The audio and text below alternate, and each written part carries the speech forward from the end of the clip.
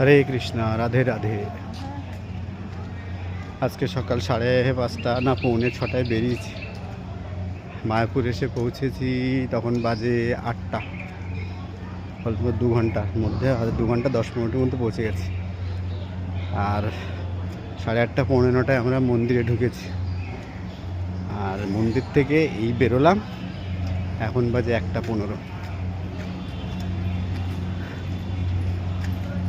যে কীর্তনের সময় মানুষ কত আনন্দ পায়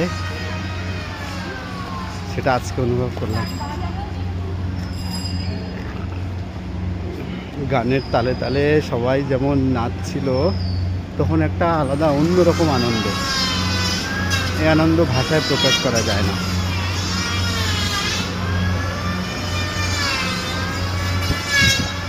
কীর্তনের আসল মজা যদি নিতে চাও, অবশ্যই তোমাকে মায়াপুর আসতে হবে।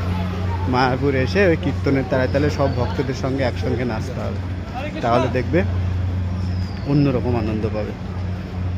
এখন যাই, দেখি গীতা ভবন যাব দুপুরের প্রসাদ খেতে।